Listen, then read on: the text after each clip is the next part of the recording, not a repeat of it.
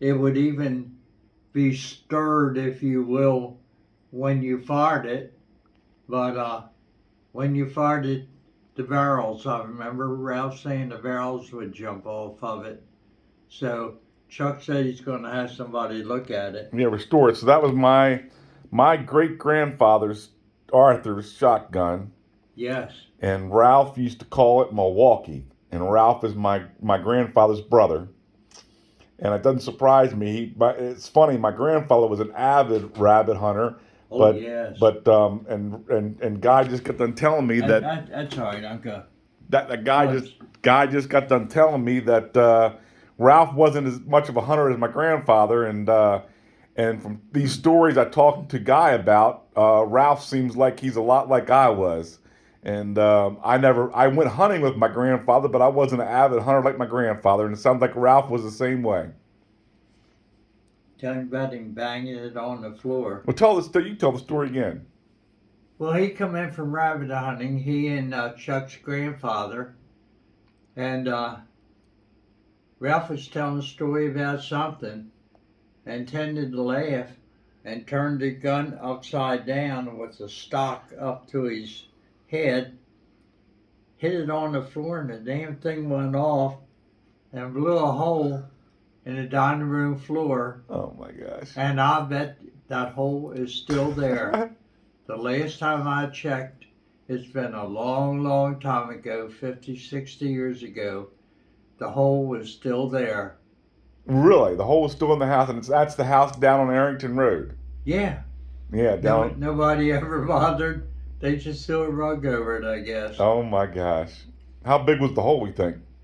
Size of the end of the barrel. Oh, size of the end of the barrel. So it was just okay. Yeah, okay. Yeah. Shot came out, so wonder it didn't split the barrel.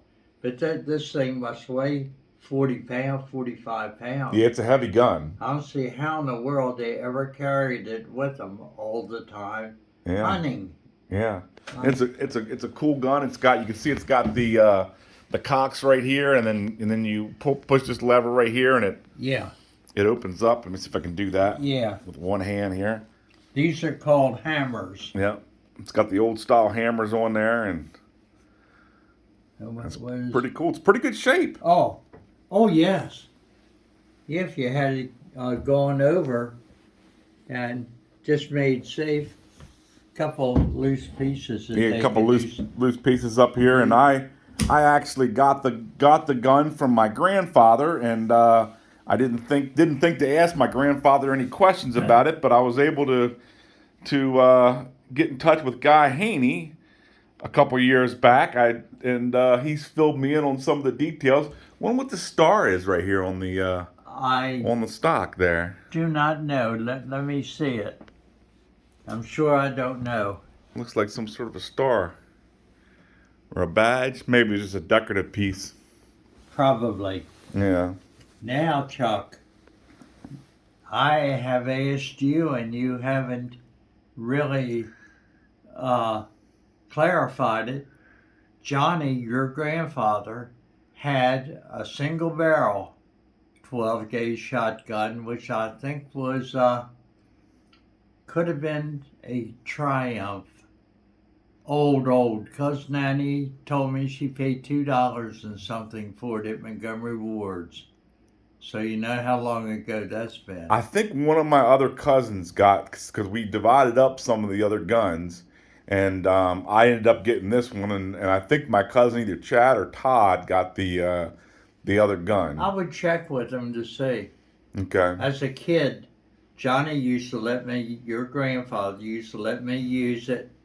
Boy, I killed many and many a squirrel with that thing. Okay. Had a long barrel like this. My God, I bet this would shoot a half a mile. Yeah. But I'd love to know whatever happened to Johnny's. Yeah, I'll find out. Single barrel, yes.